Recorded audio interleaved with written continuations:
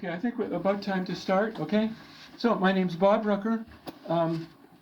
Welcome to Calvary Chapel. This is our church that we attend.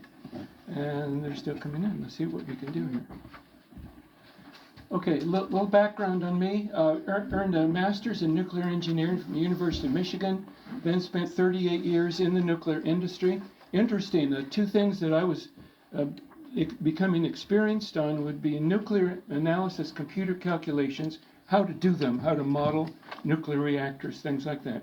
And then statistical analysis of measurement data, and it's those two things that I use on the Shroud of Turin in my research. About 13 years now in Shroud research. I have over 40 papers on my website. You should write that down, shroudresearch.net. The net is for network. Okay, shroudresearch.net. I think I have 45 papers, 3 of them by other individuals. So that would make 42 papers by me. I have several other papers waiting to be put on. Also, my wife and I and my daughter organized the Shroud of Turin conference. There's my wife back here in the doorway. We organized the International Shroud of Turin Conference in 2017 in Pasco, Washington. My goals are to explain the mysteries of the Shroud and to promote future testing of the Shroud. Now, I have a lot of slides here, and unfortunately, if I had 3 hours, I could go through these in a much better form. I've talked up to 6 hours at a time, okay, on this, so that in 1 hour, we're kind of reducing it here. Jesus was crucified. When he was crucified, his arms would be up like this, and when he died, then his head would have come forward. He'd be draining from his nose and his mouth. Excuse me if I get gross here, just talking about it. But at that point, they would have wrapped, with permission, of course, they have to get permission, wrapped a cloth around his head to catch the blood that was then draining out, so that they could bury the blood with the body according to Jewish culture. Okay, so that then when they had permission, again, they were able to lower the body down and then transport him with the face cloth still on. They would have left it on. If someone died out here in the street, what would you do first thing? You cover the body, right? So they would leave that face cloth on, so that, and this is the face cloth.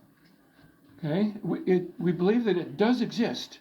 It's in Oviedo, Spain. This is a face cloth that wrapped Jesus after he died on the cross. He was still on the cross when they wrapped it, so that there's no image of a human body on this, because it was taken off prior to the last half of the shroud being folded over. But the blood stains are similar to those on the Shroud of Turin. So this is about 33 by 21 inches. It left Jerusalem, according to the documentation that arrived in the box with it when it came into Spain.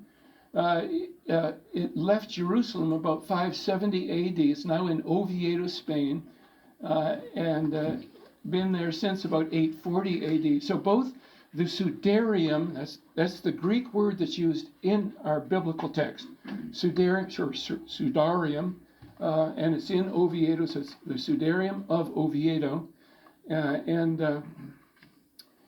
So, yes, let's move on. Okay.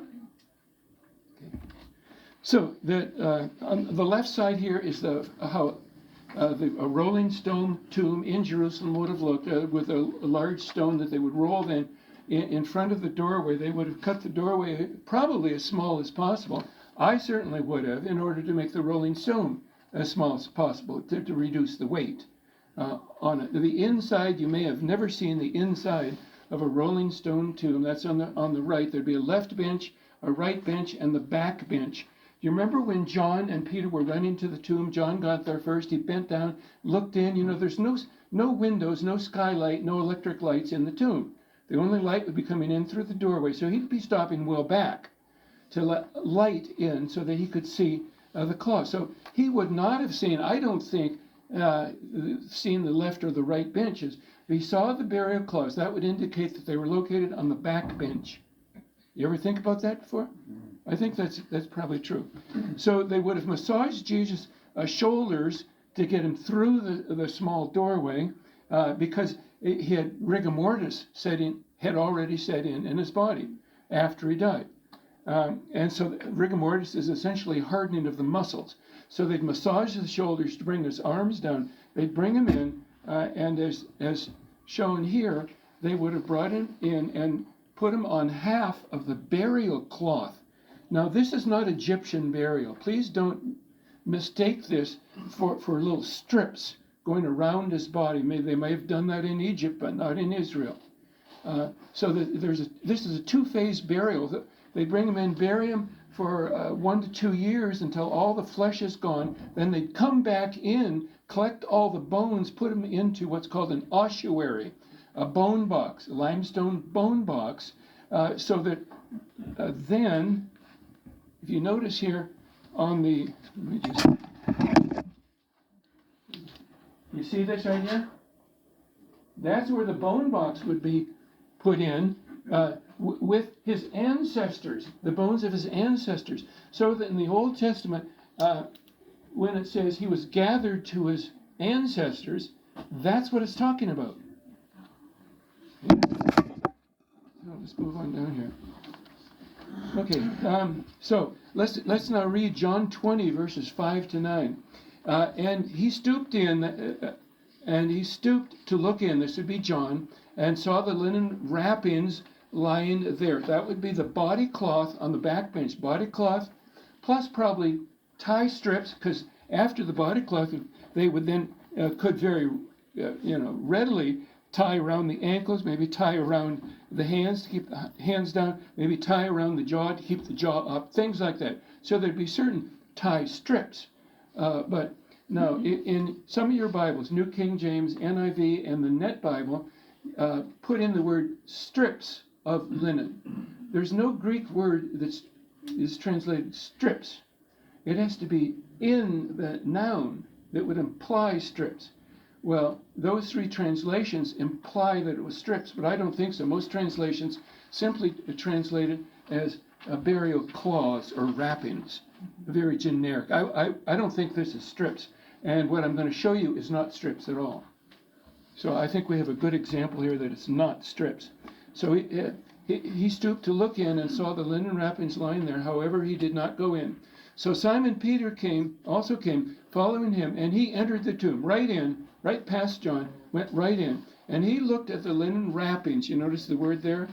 Athonia. It's plural, so that would be the body cloth, wash strips, washcloths, and because usually they would wash the body. And then tie strips would be the three items that would make this word plural. Lying there. And the face cloth, that's the sudarium, the Greek word sudarium, which had been on his head. So it could be translated either a face cloth or a head cloth. Not lying with the linen wrappings. So you have the face cloth in a different location than the athonia, the burial cloth, body cloth, but folded up in a place by itself. So the other disciple who had first come to the tomb also entered then, and he saw and believed. Now I have that underlined in red. What did he see? What did John see when he went in? Well, he would have seen Peter, but there's nothing special about Peter. He'd seen Peter before. And he'd seen the limestone of the inside of a tomb before. Nothing special about that. Okay? So what did he see that caused him to believe? Well, what did he believe? Well, it doesn't say in that sentence, but the next sentence gives us a clue. Okay? For they did not yet understand the scripture that he must rise from the dead. Now, Jesus had told them that he was going to rise from the dead probably 6 or 7 times. But what was the problem? Okay? They thought he was the Messiah, and he's going to bring in the millennial kingdom, destroy the Romans, sit on David's throne, and rule Israel, and eventually rule the world. That's the Messiah. How could the Messiah die? He couldn't. So they had to interpret Jesus' teachings allegorically or figuratively. Okay? So it's at this point that John, based upon what he saw, first believed in the resurrection. In other words, he altered his interpretation from a figurative to a literal interpretation. Understand that? Very important. Okay, well, what did he see? Okay. And the cloth sinks. What he saw was the vacant cloth, possibly with some of the outline of the body still there, possibly with maybe the tie strips loosely folded over. Because remember, the women were going to be coming back to work on the body, probably wash it and do other things on Sunday morning. So John saw the collapsed cloth. He reasoned out, nobody stole the body. The body's simply gone from our perception of reality. Amazing. So he was the first one to believe in the resurrection of Jesus. And what was it based on? The burial cloth. So that's why the burial cloth is important. Okay? And that holds true for today as well. I just had a friend come back from 3 weeks in India, where he took the Shroud of Turin to present Jesus' resurrection to the people in India. And he talked with about 400 different pastors, about 500 other people as well. And one pastor said, I've been a pastor for 25 years, and no one's told me this before. Made all the difference in the world. One woman said, well, I was a Hindu, and I go to the temple, and I like to worship God there because I looked at they had an image of him right there in stone. I could see the God, and I could worship him. And I was uncertain what the Christians were talking about, a God you couldn't see. But when she saw the Shroud of Turin, she said, I want to become a Christian. I want to be baptized today. Because she could worship a God that she could see. Isn't that interesting? I got a question. What do you think so about Steve's friend that came by the other night, Wednesday study? Caleb, he said that the borders were closed to India for religion purposes, and that nobody That's not good. Well, what's going to happen? My friend left the materials that he actually published there. He had 10 or 12 different large panels, full-height panels, and he left them there. And the people that he talked to are going to be taking those around India. Okay.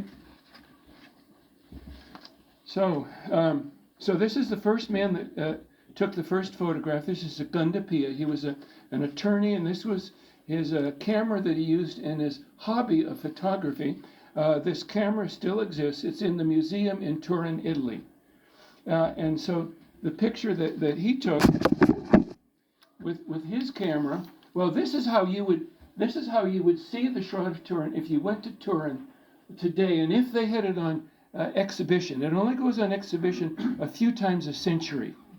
Okay, this is regarded as being the most valuable possession, one of the most valuable possessions of the human race, and I think it is probably the second most valuable possession of the human race, next to the Bible. Right. Okay, so that when you can see here, these two items here, those are scorch marks that were caused by a fire in 1532 when it was folded up in a box in a church. The front image is here. You can see the face barely, arms coming down, body and feet coming down. That's the front image. The back image is right here. So it's a head-to-head image. But when they take a photograph of it, photography enhances the contrast so that you can see it much better. So that here we have the face, you have the arms coming down. You can see the blood that came out of the nail wounds and drained down on the arm. You can tell that this is authentic. I can show you a little bit further on the other one. Let me turn these around. Yeah, I'll do it. Just a second.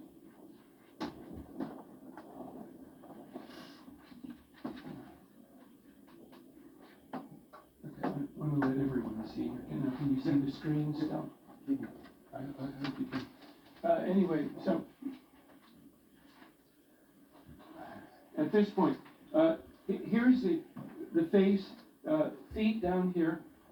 These are water stains because when they brought the box holding the shroud out of the fire and out of the church, then they threw water on it. So there's various water stains on here as well.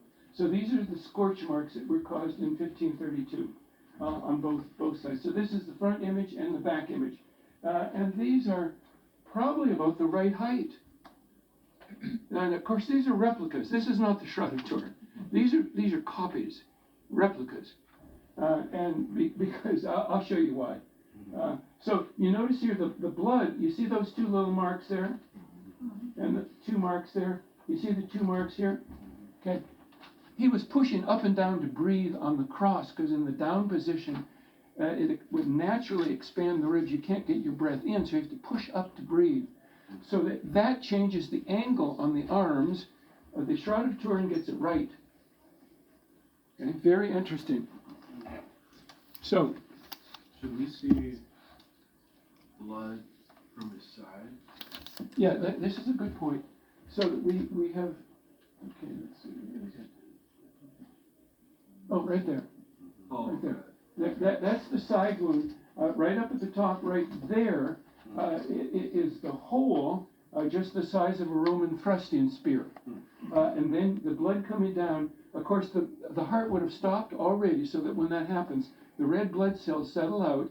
So you have the red blood cells in a somewhat of a liquid there, but you have the clear blood serum above it. So that's why the Bible says, out came water and blood.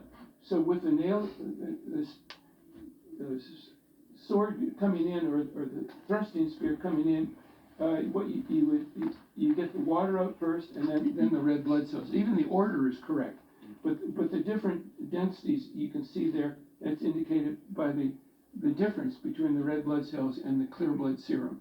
So that's an indication that he was dead. Also, the rigor mortis that you can see on the feet over here. You see how this foot is bent? This foot is bent. That's because of rigor mortis. So he was definitely dead. Also, you could tell from a block away whether he was alive or dead, because if he wasn't pushing up and down, he's dead. Very simple thing. Okay? No question. So I understand the scorch marks. What are the little black triangles from? These. Yes. Okay. It was folded up in the box when it was in the fire. So one corner was scorched. So when they unfold it, then you get these two scorch marks. But one side was scorched. That created these scorch marks. But one corner was burned. Oh, okay. So they had to basically patch these. So you have 4 patches here, 4 patches here, 4 here, and 4 here. Okay? So that's basically what we see on the cloth. Okay, and so as we go through this, I'm just kind of limited on time here. So the main point here, you can go through all the details on what's on the cloth, and you can see that some in the trifold brochure. But both on the bottom line, both on the front and the back, is that this person was crucified exactly as Jesus was crucified according to the Gospels in the New Testament. So therefore, it's either Jesus that we're looking at here, or it was someone, if you could imagine this, that was crucified exactly like Jesus. Maybe a copycat crucifixion. Hard to imagine. And we'll get to why that can't be. Okay? So let's go into the history a little bit. So most shroud researchers, and the community that I'm in is maybe 40 different shroud researchers around the world, and this is what they generally believe. Okay, so that the shroud would have started in Jerusalem, taken out of Jerusalem prior to the destruction of Jerusalem in 70 AD. It then probably went up to Antioch, though there's some discussion of that. From Antioch then, what happened in Antioch that was famous for Christianity? No. First called Christians. This is where they were first called Christians. Antioch. They were, prior to that, they were followers of the way. Okay? In Antioch, they were first called Christians. Okay, so from that location, they could have easily gone up to Edessa or Urfa, Turkey. There's some ancient traditions regarding that. Also over into the area of Galatia, because the best reference to the Shroud of Turin in the Bible, after the resurrection of Jesus, is in Galatians 3:1. Let's see if I have. Okay, well, we'll discuss that a little bit later. But you can look that up. Galatians 3:1. If that's not referring to the Shroud of Turin, then I'm not sure what it does refer to. Anyway, so we have in the photographic view of the face here, you notice certain characteristics. Large eyes, long nose, mustache, beard, hair parted in the middle, a little longer on one side than the other, looking straight at you. Those are you just keep it simple. There's been a lot more analysis, finds many other particulars on that. But the ancient tradition is due to persecution, the burial cloth of Jesus was put into a niche above a gate in a wall around the city, not exactly sure which city this was. And it stayed there for hundreds of years. Was probably finally found in the early 500s due to the rebuilding of the wall, due to fires, and multiple fires and multiple floods in and around the city. So when it was being rebuilt, the image of the face was then recognized as the face of Jesus, so that they then knew what Jesus looked like. And so based upon the image on the Shroud of Turin, this painting was made in 550 AD, or between 550 and 600. It's called the Christ Pantocrator image. Large eyes, look at how large they are. Long nose, mustache, beard, hair parted in the middle, a little longer on one side than the other, looking straight at you. That's coming from the Shroud of Turin. So that image then was copied in later Byzantine iconography, it's called. All the different paintings of Jesus. So that, let me just go back to that point. Why do we think we know what Jesus looked like? Do you know why?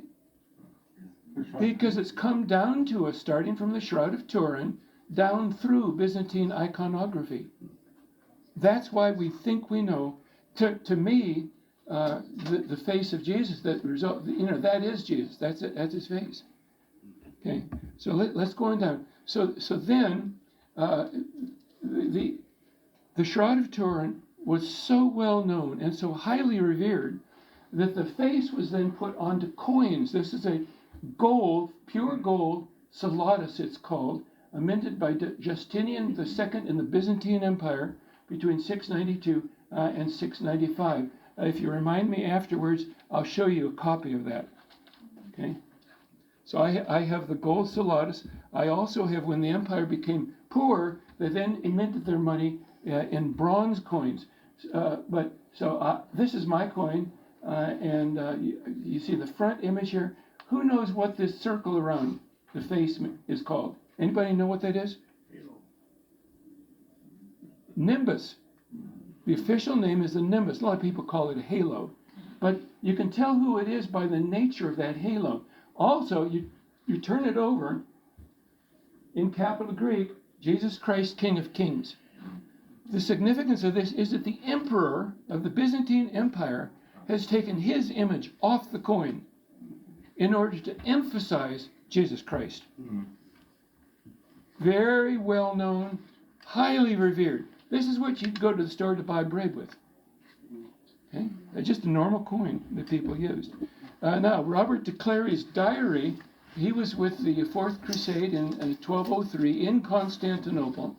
And he said there was another of the churches which they call My Lady St. Mary of Blackernay, that's a district in Constantinople, where there was the shroud in which our Lord had been wrapped, which every Friday raised itself upright so one could see the image of our Lord on it. So they had, Constantinople was an interesting place. In the Byzantine Empire. They loved little gizmos, little gadgets that could achieve various goals. And so they had arranged, evidently, some kind of a little pulley system. So they had the box containing the burial cloth of Jesus up on a stage, probably, with someone sitting underneath it, pulling the pulley. And every Friday, they'd raise it up like Jesus resurrecting on Friday. So they did that in the church every Friday. So it was in Constantinople for multiple centuries. Okay. So finally made its way to Turin, Italy. This is the cathedral that my wife and I saw 3 years ago. This picture was taken in 1978 during an exhibition of the shroud. They would, several weeks it would be on exhibition. They'd usually have about 2.5 to 3 million people file past it to see it. Okay? So that's what's going on there. Now, in that cathedral, the shroud is located in the front left-hand corner behind glass. It's in a stainless steel box where they've taken the oxygen out to prevent further oxidation that would reduce the contrast between the image and the background. And they have an inert gas in there at this point. So that's in the front left-hand corner of that cathedral. And then it goes on exhibition a few times, several times in a century. And it would be shown this way. Okay, let's go into dating a little bit. Now this is the, I think it's one of the most important issues, because the carbon dating that was done in 1988 significantly reduced people's awareness of the shroud and the research going into the shroud at that point. Because the carbon dating turned out to be 1260 to 1390 AD, with the conclusion, they said, can't possibly be the authentic burial cloth of Jesus. And I said, wait a minute, my background's nuclear engineering. I know it's authentic because of my background knowledge of the shroud at that point. There's some kind of a scientific mistake going on here. So it was my goal at that point, 1993, to figure out what's going on. Now, I had to wait 20 years for computer technology to catch up with what I needed to become fast enough and cheap enough that I could purchase a quad-core computer on my desk to do the computer calculations. So that started in 1993. But let me just go over what we have here. First of all, I've arranged here, starting with 1204, gold microparticles from the coins, the earlier coins, gold microparticles on the shroud itself, Hungarian Prey Codex, not going to talk about that, love to have time to, but can't. A hand-spun thread of the shroud, coins containing image of the face, sudarium of Oviedo, paintings and works of art. Size of the shroud, interesting. The size of the shroud is 8 by 2 cubits, which is the ancient measurement. Okay, so that makes it ancient. So there's 7 items there. There's additional items here. Accurate depiction of crucifixion. So it had to come from a time before it was outlawed. Tradition of the shroud was taken to Edessa, Turkey, before 200 AD. Ancient stitches connect. Oh, this is an interesting one. You notice. You notice right here. You see this right here? This line. This piece of the cloth was cut off and sewn back on. Now, why would that happen? I think it was because there was a confusion of the length of what a cubit is. There was multiple cubits.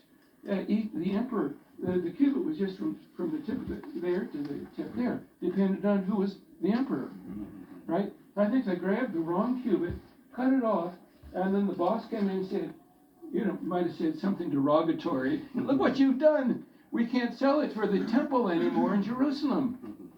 That might have been what this is for. But it's ruined. So they just sewed it back on. But this stitch is a unique stitch, most similar to a stitch that was also found in Masada, that on a piece of cloth. And Masada was destroyed in 73 to 74 AD. So that stitch dates the burial cloth, the Shroud of Turin, to the 1st century. And that's a pretty good dating. Okay. Radiation damage to fibers, similar to the Dead Sea Scrolls, and the image of Jesus on the shroud, of course. If you got the image of Jesus on, if it really is Jesus, then it dates to 33 AD. Okay, so let's go into carbon dating. Now, I mentioned to you that carbon dating decays every 5,730 years. Half of it declines. So it's down to 1/2, 1/4, 1/8, 1/16. So it continually declines, so it can be used as a clock by measuring the ratio of carbon-14 to carbon-12, because carbon-12 isn't decaying, but carbon-14 is. So this process can be used as a clock. So what they did was that in this corner, holding the cloth horizontally with the front image to the left, which was the normal way to display it, they cut samples from right up near this corner. Now you notice this corner had torn off when they would exhibit it. They would have a group of man priests holding it, and they'd be pulling at either end. So both ends had broken off, torn off. So they thought, okay, well, this is already damaged, so we'll cut right there. Let me show you my diagram, a little bit better diagram here. So that this is the side strip that was cut off and reattached. This is the backing cloth that you're looking here. So in 1534, when they patched the corners, they also put a backing cloth on to add some stability to it. And so this cut that they did in 1988, cut along here and then there. They then took this piece off of it, okay? They made cuts there, there, and there. This piece went to Arizona, that's A1. This one went to Zurich, Z. This one went to Oxford. Those are dating laboratories in those three different countries. Okay, so they then wanted to, they realized at that point that this was only about 35 milligrams, where each of those were about 52 milligrams, so they wanted to add a little bit more. And for a long time, it was thought that it was cut from this side, but there's good evidence now that it was cut from this end. So that's interesting, because then much closer to the wall, which makes a difference. Okay, so. Boy, look at that. Okay, so I am going to come down here. Now, this is the shroud. This is the dates for the shroud, and the statistical analysis is down here. You have the three different laboratories. I know this is small. I'll enlarge it in a second. But they not only dated the shroud and did the analysis on it, but also three different control standards, which is standard procedure. So that the running of these control standards was done in order to validate that if they can date these three pieces of fabric to the correct dates, because they were taken from known pieces of cloth with known dates. So if they can date those three correctly, then they can argue that they're also dating this successfully. Okay, got it? Mm-hmm. So that's the procedure here. So now the thing of importance, let me go down, and I'm just going to enlarge this part of it, okay? Okay, which is shown here. So here we have the average dates for Tucson, Zurich, Oxford for material one, which is the shroud, and then for the three control standards. It's interesting though, first of a couple interesting things that we see here.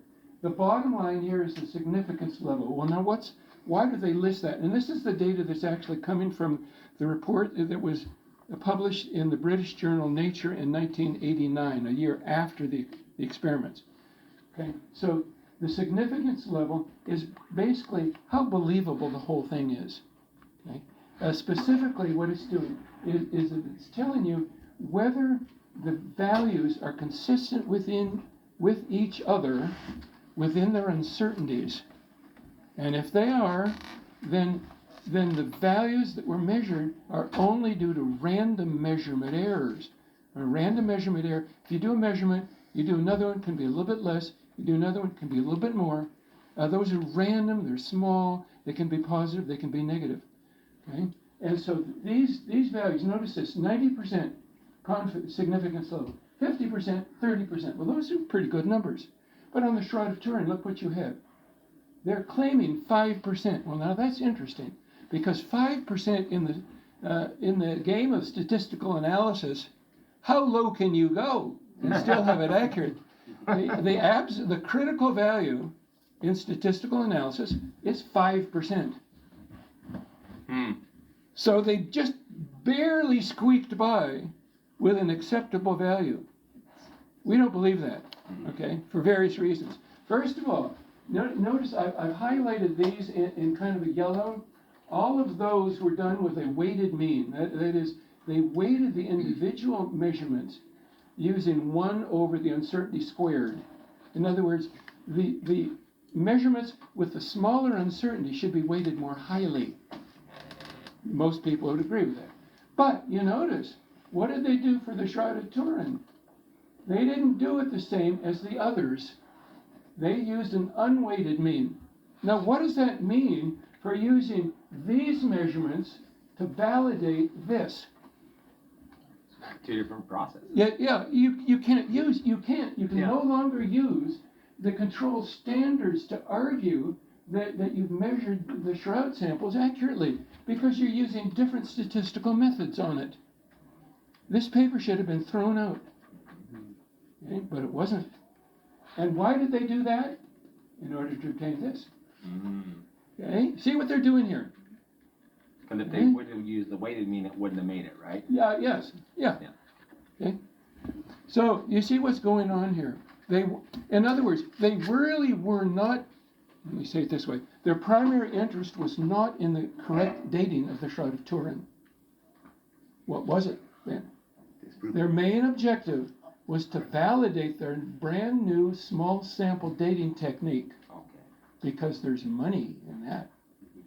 Okay? You see where this is going?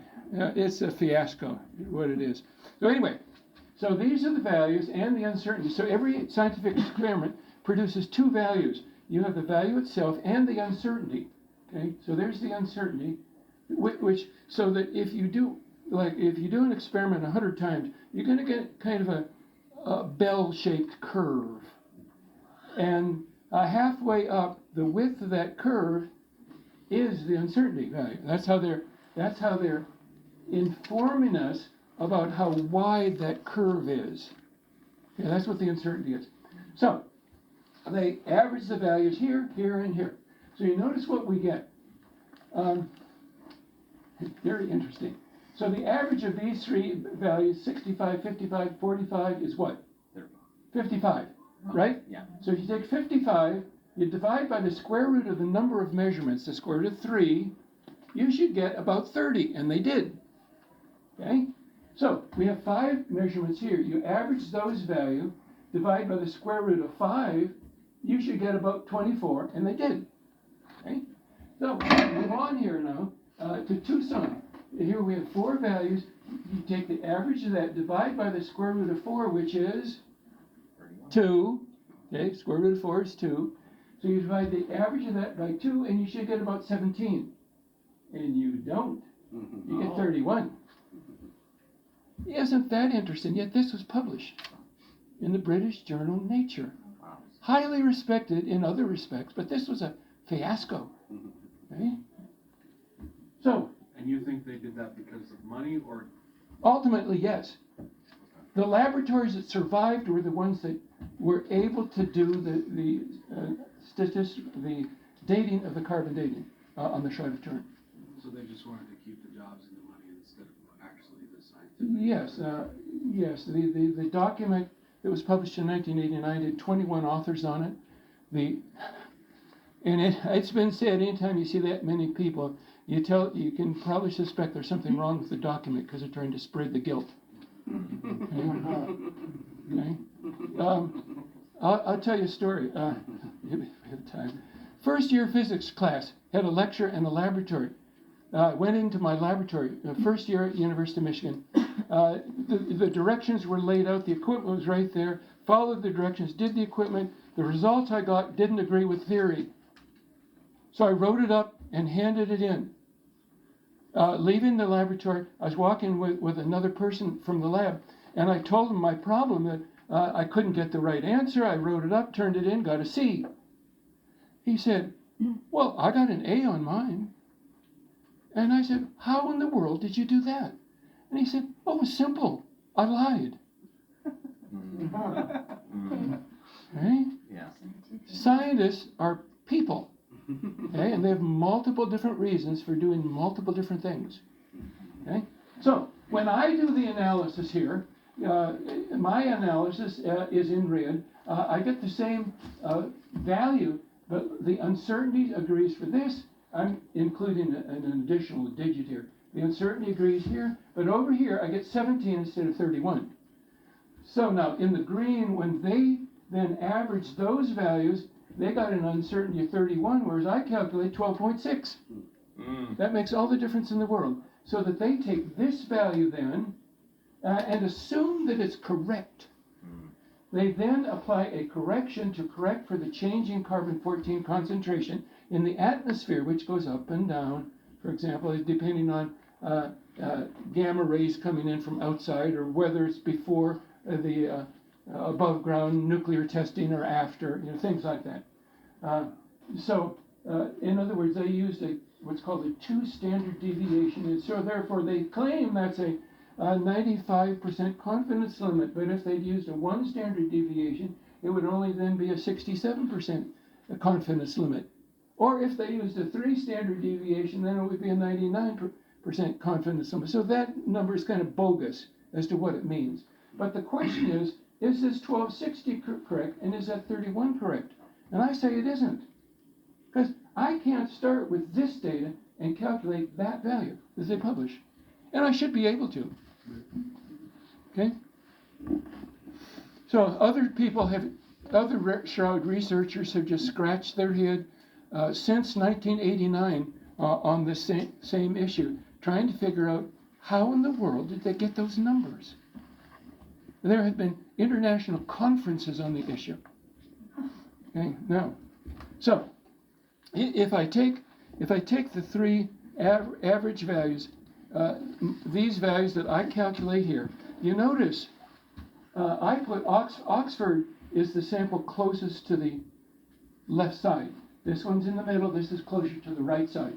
So if I put them into sequence and plot them like this, if I plot these 3 values that I calculated, and I plot them at the center of those 3 samples, noting the distance from the edge on each one, okay, I get this curve.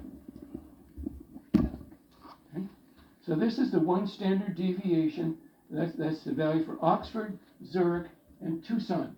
Now what they did in their analysis was they just averaged those 3 values and then reported 1260, and that's the line for their document. But you notice that only goes through 1 point, misses the other 2. So by far the better plot would be my red line, right there. But they didn't like that, because there's something wrong. That indicates there's something wrong. Because if the shroud was made at 1 point in time, how can a curve like that show up? It has to be this. So, the statistician was a lady named Lease. So I could imagine the 3 managers of the 3 different laboratories standing over her and saying, listen, Mrs. Lease, if you can't get the data that we want, we can find someone who can give it to us. You've worked here a long time, haven't you? Well, we'd hate to lose you. That's how it works, right? That's what I think was going on here. So, where does this line come from?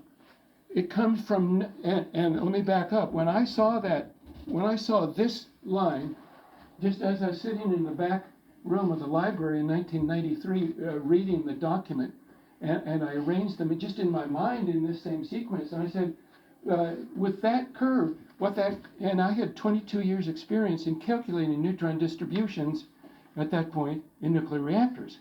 So I saw that curve and I said, well, I know what would cause that curve: neutron emission from the body. It would produce exactly that curve. So then when I set up my nuclear analysis computer calculation, and this is a 0 point, these are centimeters along the center line of the body, head down here, feet down here. This is the carbon date that my computer code calculates. And so every point is different on here due to the distance, due to the neutron distributions in the tomb that result from emission from the body. Well, my goodness, look, right, this is about the center of what you call the center of mass of the body, would be right down in here somewhere. Over that point, my computer code said that's going to give a date of 8,500 AD, way into the future, if you could get a sample from underneath the body right at that point. Okay? Okay, so every point is different. So how does that then relate to this curve? You see that curve? these 3 points right here, where they cut the sample from for carbon dating, that slope is very close to that slope. Okay, so we have a confirmation of neutrons being emitted from the body. So how many neutrons? Well, it would be about 2 times 10 to the 18th neutrons, 2 followed by 18 zeros. How many neutrons are in the atoms in a human body of 170 pounds? I had to calculate that. And it wasn't a difficult calculation, believe it or not. It's 2 times 10 to the 28th. So in other words, only 1 neutron out of every 10 billion neutrons that were in his body in the resurrection were emitted to shift the carbon date from 33 AD up to the range of 1260 to 1390. And that's my conclusion. We're talking about an extremely small fraction as the body disappeared from within our reality, and thus the atoms in our body disappeared from our perception of reality. Okay? That in that process, whatever the process that was, there was about 1 neutron in 10 billion emitted from his body. Now, I suspect that that was factored in by God before the foundation of the world in order to create this evidence. Okay? I think this is true because carbon dating has been the main objection. It can't be right because it carbon dates to 1260 to 1390. And then, based upon this and other evidence, I say just the opposite is true. The evidence from carbon dating is the best evidence for the authenticity of the Shroud of Turin and the resurrection of Jesus. Because the resurrection of Jesus requires emission of neutrons from the body to shift the carbon date and emission of protons from the body to form the images. No normal body emits neutrons like that to shift carbon date, or emits protons like that to form the image. You can do a test. I'll give you permission. This is safe. You can do your own test. Go to your closet, go to your dressers, and look through all your clothing, all your sheets and everything, and see if your body has ever left an image of itself on a piece of cloth. Okay? I think you'll find the answer is no. Okay? Therefore, this is unique. This is this effect of carbon dating and the effect of the images that were formed on the cloth are unique images, so unique that it's outside of our current understanding of the laws of physics. Let's just recognize that up front. If this was a normal event, something that normal or naturally occurs, why wouldn't there be 1 million different pieces of cloth with the images of a person's body on it? Okay? You see the reasoning? So this is very unique. It's outside of our current understanding of the laws of physics, but most people cannot permit themselves to think that, because that would require humility. Right? We like to think that our science is very advanced and therefore has to be right. But the history of science has shown that science is always progressing and learning new things and modifying things. So let's move on. Okay? So here's the neutron absorption hypothesis. If neutrons were included in the burst of radiation that caused the images, then a small fraction of them would have been absorbed in nitrogen-14 in the shroud to produce new carbon-14 atoms by this equation. Nitrogen-14 plus a neutron would produce carbon-14 plus a proton, because it ejects a proton, and then nitrogen would have 7 protons in the nucleus. When it ejects a proton, it then becomes carbon with 6 protons. But a nitrogen 14 atom also has 7 neutrons in the nucleus, but you add 1, that would make 8 neutrons. But if it ejects a proton, it still has 8 neutrons. So a carbon atom with 6 protons, also having 8 neutrons, what is it? Carbon-14, which is what's being used in the carbon dating. So that when new carbon-14 is produced on the cloth, it shifts the carbon date in the future, toward the future, in the forward direction relative to the true date. So that's my explanation. and it is consistent with all the evidence that we have. Question? Do you think they'd ever take a section from the main core of the body? No. Yeah. No. But it's interesting that the shroud has already been adequately sampled. In 2002, what am I talking about? In 2002, they wanted to refurbish the shroud. And so what they did was that they took the shroud, they took the backing cloth off, and they took these patches off. Okay? They wanted to put it into the stainless steel box in the inert atmosphere. So they wanted to put a new backing cloth on it, and then just sew around here in order to eliminate the patches, but just sew that right onto the backing cloth. And when they took these patches off, they found that there was fully carbonized, fully blackened material underneath, which they broke off and put into little glass sample jars, I think 42 of them, that went into the vault in Turin, Italy. Okay? That's sampling from the Shroud of Turin.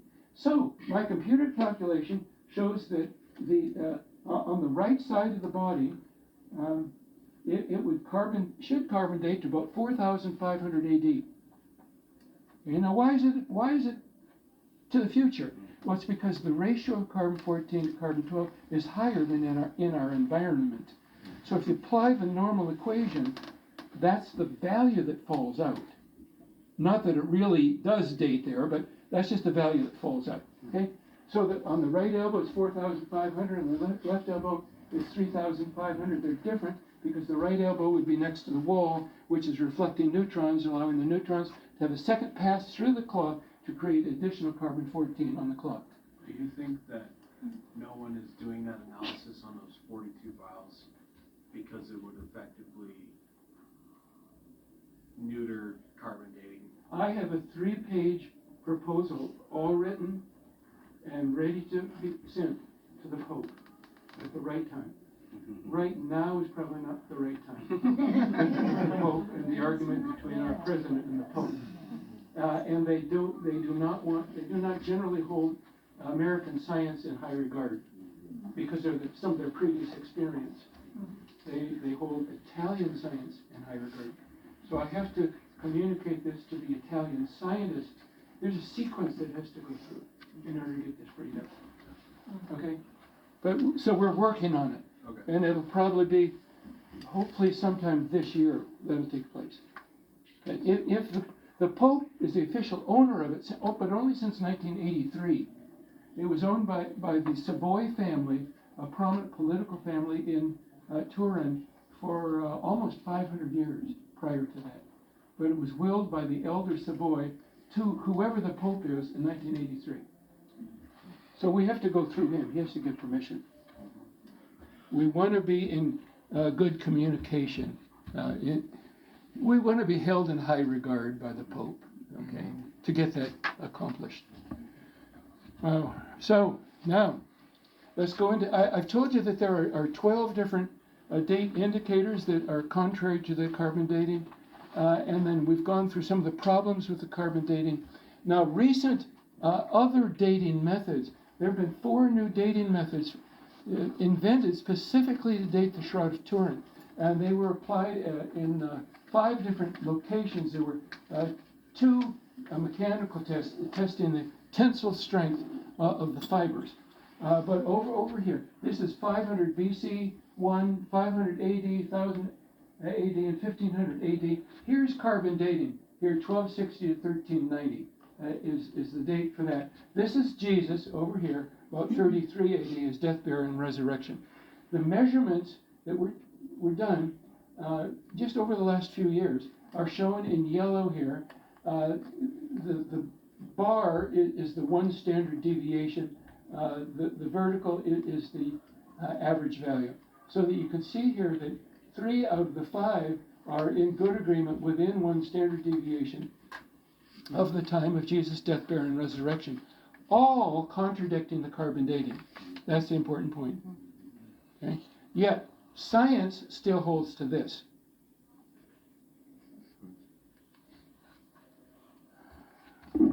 This is where a scientist starts to want to deny that they're a scientist when they see this kind of sloppy behavior.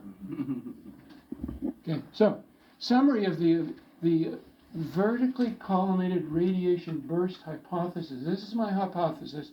It's the only one that explains both the carbon dating and the image formation on the Shroud of Turin. So protons oscillating between vertically up and down directions then caused an alternating current in the fibers. Like you go over here, you turn on the switch, the electrons in the fibers turn on the lights here. The electrons are just flowing like this, and each one causes the next one to move. That's alternating. It goes back. It's not just moving like this, moving like this.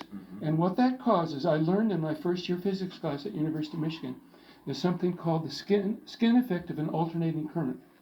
And an alternating current in these wires, and I say in the fibers on the Shroud of Turin as well, there was an alternating current. That alternating current creates and destroys oscillating electric and magnetic fields which force the electron flow to the outer radius of the conductor.